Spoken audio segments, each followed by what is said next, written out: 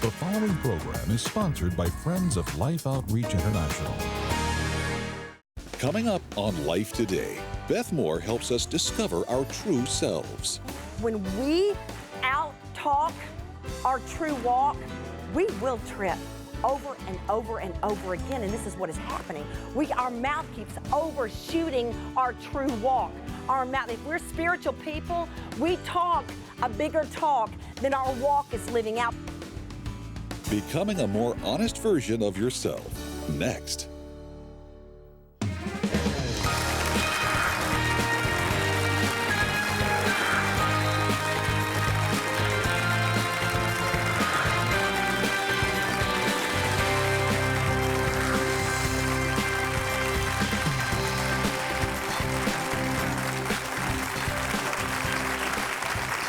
It's always a joy to share Life Today with you, and especially on Wednesdays with Beth.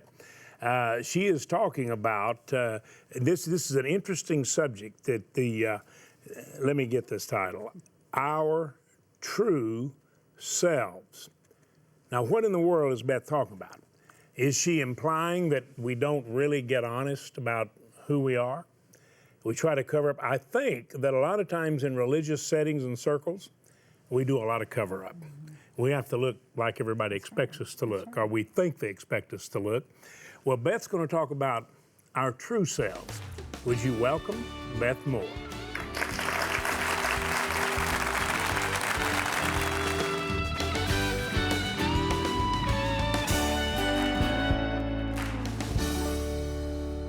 Now, tell the audience, in case they're just joining us, what chapter we've turned to in the scriptures.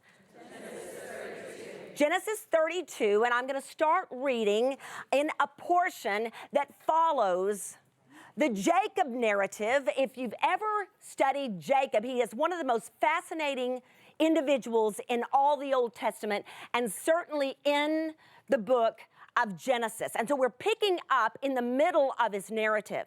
We're picking up at a place where God has come to him through a vision and told him, or had his voice speak over him, it is time for you to go back home. He has been on the run at his uncle's house, Laban's house, for 20 solid years because out of his trickery, he cheated his brother Esau, not only of his birthright, but also of his father's blessing. And the last he saw his brother threatened to kill him. So his mother sends him off to her brother, where he stays now for 20 solid years, and where he has also acquired not one wife, but through trickery, 2 wives. This time the trick was done to him instead of by him, and that is the way the narrative goes. And so we pick up in Genesis 32, verse 1, as he is on his way back to the land of promise that has been given to his forefathers for him to take. And it says in verse 1, Jacob went on his way, and the angels of God met him. And when Jacob saw them, he said, "This is God's camp." And so he called the name of that place Mahanaim.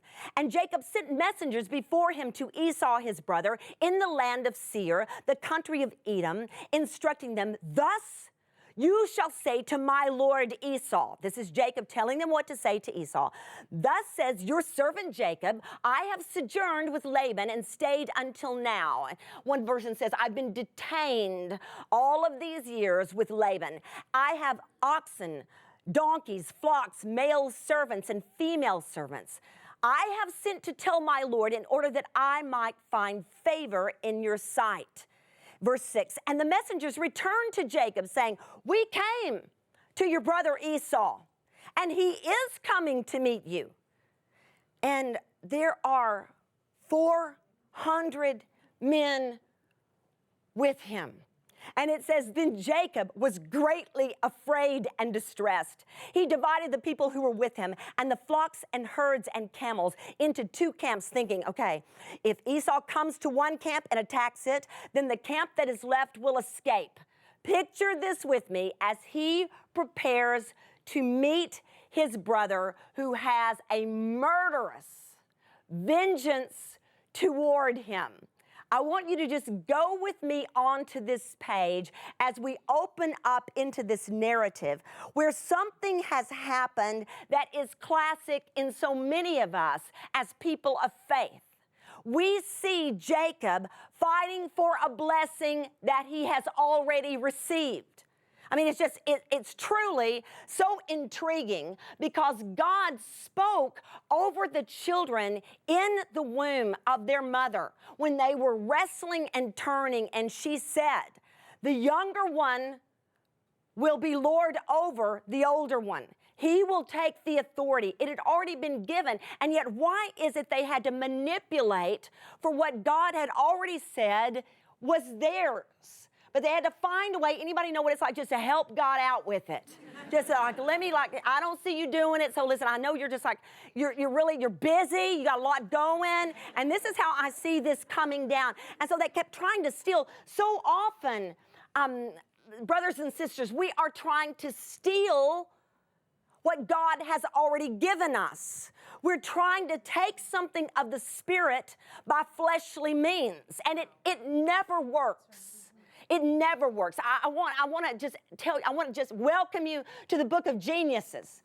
Because honestly, we get into this book and go, you know what? My family is not altogether different from the family of promise on the early pages of Genesis. I want you to just wonder with me today, how many of you would say you're in a mess? I mean, would anybody? It'd just be good to just see a few hands. Just go ahead, because like nobody's even watching you. Or maybe who's with you, maybe you know a mess and you're going.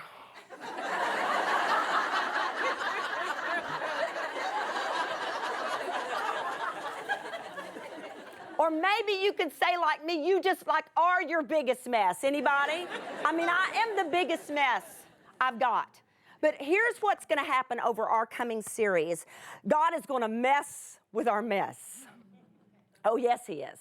Oh, he is going to get into it with us. And he's going to come right into the mess that is us, right into the mess that is around us. And he is going to mess with our mess. Somebody say, Jesus is going to mess with my mess. And he's going to mess with your mess. And it's going to be straighter once he gets done with it. I love this little excerpt out of a commentary. It's a Jewish commentary on Genesis called The Beginning of Wisdom. And he says this, one of the deepest problems inherent in all family life, the tension between family of origin and family of perpetuation. Anybody? Or more generally, between the claims of the past and the claims of the future. Nothing like trying to get your family of origin to fully get along with your family of perpetuation, the one that God is growing now. If you're like me, when you try, especially when you're trying to get the in-laws with your original family, it's kind of like, you know what? When somebody's going, let's all have Christmas together, I'm going, let's not. Anybody know what I'm saying? I love you both. Can we have one for lunch and one for supper? Because it's just a lot to put them all together. Because somehow the demands of the past and the demands of the future, this tension, I have lived in a fair amount of tension between the demands of my family of origin. I would say a very fair amount of tension between the demands of a family of origin and the demands of my own family underneath my own roof. Anybody else? And so some of that tension, I want you to kind of sit in that and feel the in-between of the claims of the past and the claims of the future, because so often there's something back there that still is having present effects of past situation, something we regret terribly of our youth, and we're living with it in our present. Anybody know what I'm talking about? Anybody been there besides me? Listen, about a month ago, I arrived in Moline, Illinois for a Living Proof Live. Was so thrilled to get there, about an hour's flight outside of Chicago. It's John Deere country. It's where the headquarters of John Deere is. I don't think I didn't take every one of my pictures off of our equipment that we actually do real live own, because we live in the backwoods of nowhere.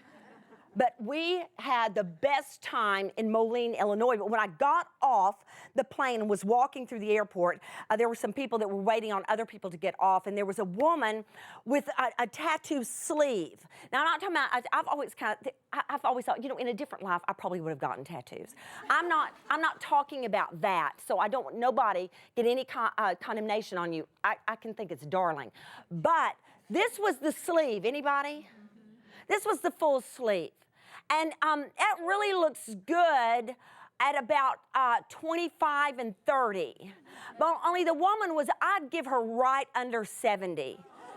And it's like, whoa, wowzer. Because to be honest with you, I could no longer tell exactly what the original design was. That's the thing.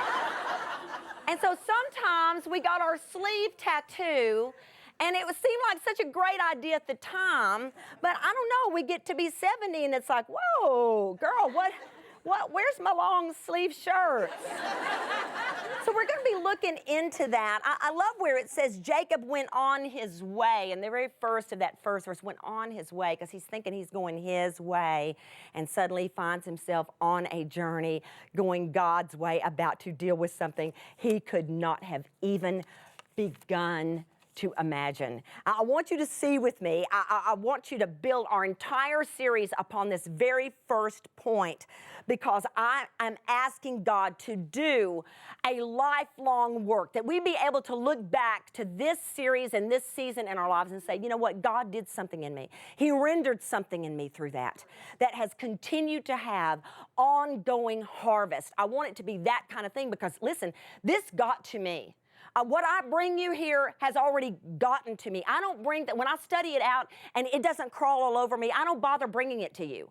I bring you what crawls on me in case it's going to crawl on you, and this one crawled on me. And number one is this: it's time we became more honest versions of ourselves. It is time, girlfriend, it is time, guy friend, that we became more honest versions of ourselves. Anybody already taken a deep breath? Because here's what I hope to prove to you. Every one of us have an inner Jacob. Every one of us do. And we're going to deal with that thing. We're going to look our own Jacobness inside our own selves squarely in the face. We're going to deal with our inner Jacob, because until it is intentionally slain, and the thing I find about it is it keeps wanting to resurrect. So it has to be just like beaten down and slaughtered over and over again. And so if you've never really dealt with your inner Jacob intentionally, you've not dealt with your inner Jacob, because he doesn't go down like that.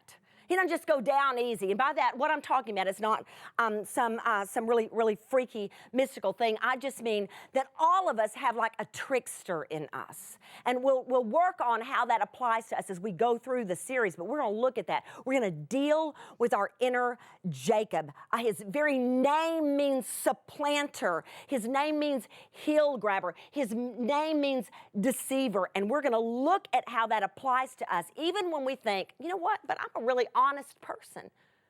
We're going to find out just how manipulative a person we could have inside of us if we're willing to. Now, we can just stay in our denial, but I want God to deal. Anybody else? I mean, I want God to deal with me. I got to tell you, Keith here recently, Keith and I are in our mid-50s, and he decided here recently that he was just going to go from glasses to contacts. Now, I've worn contacts for many years, but it's something else in your mid-50s when you're getting used to wearing contacts, because if you do indeed get them in, then, you know, you could see Jesus before you get them out. It sounds easy, but there's just nothing natural about putting your finger toward the apple of your eye and keeping your eye open. It's been so long now, I don't really remember it well, but when he started doing it, and I'm trying to help him, there's nothing like trying to help someone get their contacts in and out. I mean, I'm just right in his face, and you don't want this nose right in your face. And so one of the things that has just killed us, he's finally gotten to where he can get them in, and then a lot of drama getting them out, but we can get them in. But all day long, because he's worn glasses for so long, all day long he pushes his forehead like this. He'll just talk to you, and then he goes, and And he'd just be talking to you, he'd be looking out, kind of stare at something.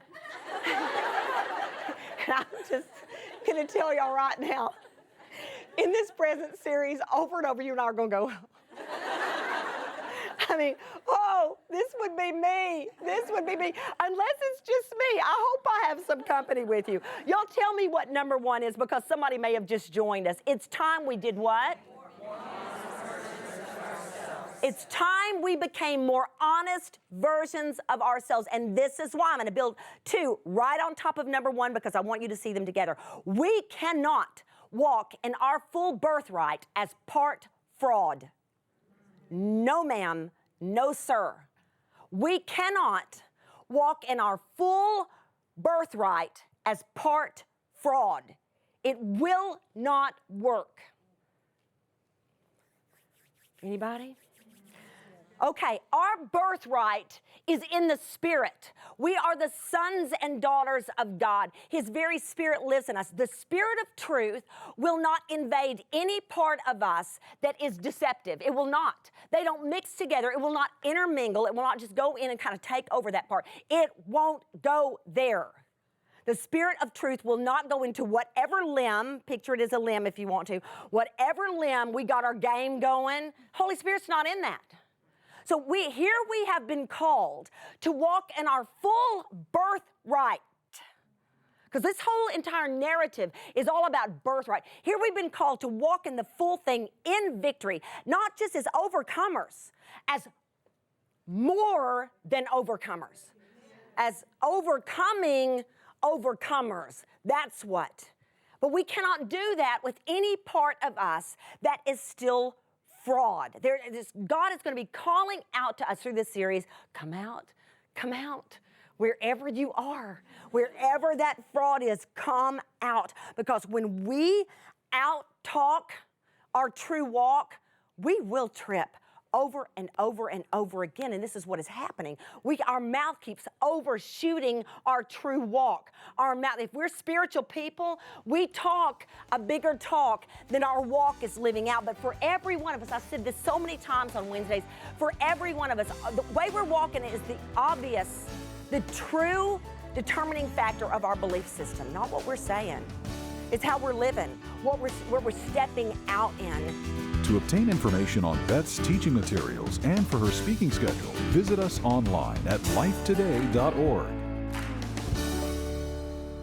It's not the words, actions not only speak louder, they tell us more about our true selves. So not what we're saying, what we're walking out. Father, I pray that you will help every one of us to live according to your word, by your word, walking and living in your word, in harmony with your word, that you may receive honor and glory. We all need your help, and we thank you for it in Jesus' name. I pray you're blessed every time you listen to Beth. I am, Betty. She's always an encouragement to me. I thank God that we have an opportunity to fellowship with her some and get to see her true self, and she walks the talk. Yes, she does. So we are so glad we get to share this with you. Betty, we're going to look over and see one of our friends in a beautiful roll-in from overseas. You're going to see one of the most beautiful Christians that I know sitting down with someone that God has put love in her heart for, and will yours too, because this represents so many others that have a very real need that you can meet miraculously and perfectly. Watch closely. It's been another stunning journey for me today, coming into this village that really is sort of out in the middle of nowhere, and just wondering what their water supply might be here. And to be honest with you, I didn't see water anywhere. And I did see, as we were driving in, some women carrying buckets sort of up and down the terrain of the land. And I thought, where are they getting this from? And I started to walk around the village until we came down a hill very rocky terrain down this hill, and I came upon this pool of water.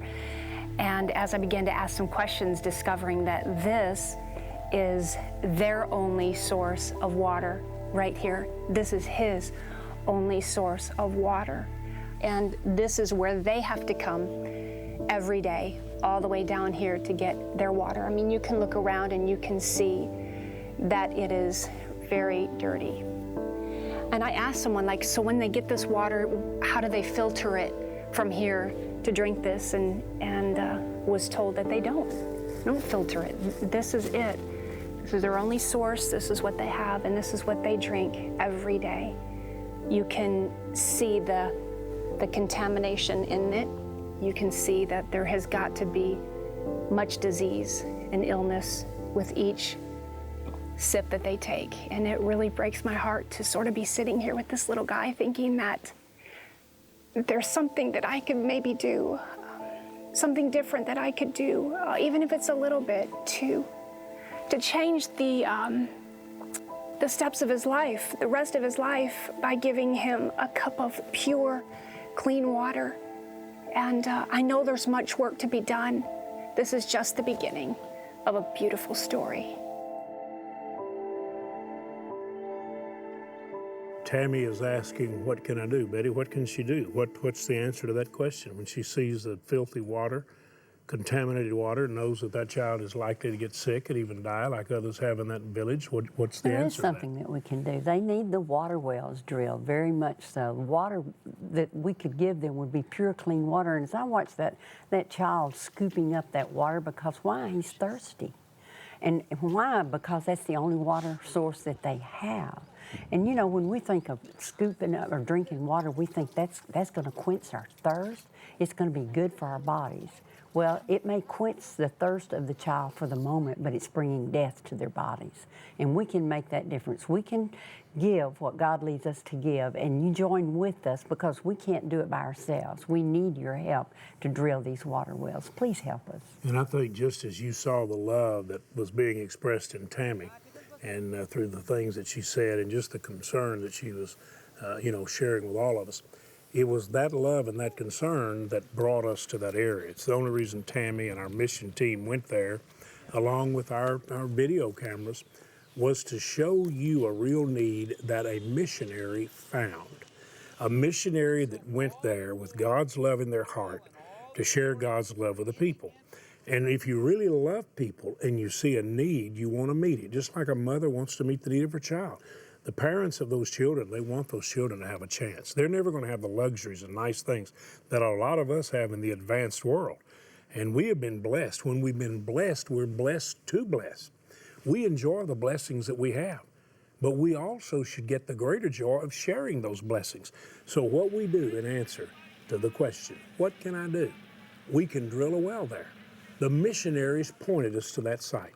We know there's water there. That's a borehole where they dug. There's water there, but it's contaminated and filthy. We can drill a freshwater well. The average costs $4,800. Case it.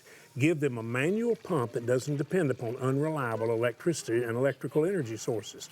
It's one a child can turn. They can get fresh water every day. Take it back to their family. Would you help us do that? Now think about it. She said, what can I do? What is something I can do as an individual? $48. $4,800 is the cost of the well. Some people can drill a well, but what can I do, she asked. $48. $48 will give 10 people water the rest of their lives. $144, multiply that by 3, $144, 30 people.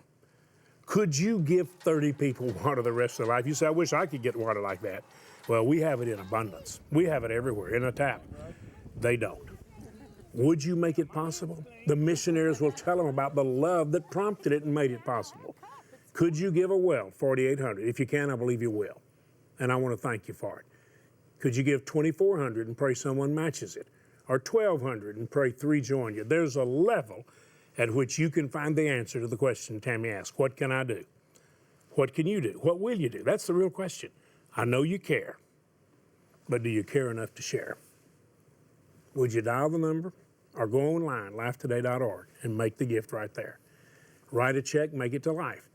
Use your bank card like a check, but call us today. Tell us what God's put on your heart to give. Please do it. Go to the phone right now or go online. And from the bottom of my heart, thank you. We have some special gifts for you to bless you as you are blessing others with a love gift of life, fresh, clean water. Every day, millions of children are forced to make a dreadful choice. Drink filthy, polluted water filled with deadly disease or die from thirst. No child should ever be faced with this decision. The good news is there is a solution. Mission Water for Life is one of the most exciting and viable demonstrations of God's love in the world today. Suffering can end because clean water changes everything. With your gift today, we can establish and drill 500 new water wells for remote villages in over 12 different nations. Your gift of $24 will help provide clean water for 5 people. A gift of $48 will help provide for 10 people. $72 will impact 15 people. And $144 will help provide fresh, clean, disease-free water for 30 people for a lifetime. With your gift, be sure to request Majesty, an inspirational new fully illustrated book that will help you discover the promises behind the many names of God. With your gift of $100 or more, be sure to also request the Names of God pin set, custom crafted with the various names of God and the gifts of the Spirit. Also, please prayerfully consider a gift of $1,200 to help provide water for 250 people, or a gift of $4,800 to help sponsor a complete well. And be sure to request the limited edition 50th anniversary bronze sculpture, Living Water. Please call, write, or make your secure gift online today. I want to say thank you for your help, and I want to encourage you to look at the names of our God. Majesty, the words of one of the greatest praise songs you'll ever sing, written by Jacques, and then the names of God throughout the Old Testament and what they mean. The beautiful witness pens, the bronze. Thank you so much for your help. Thanks for watching Life Today.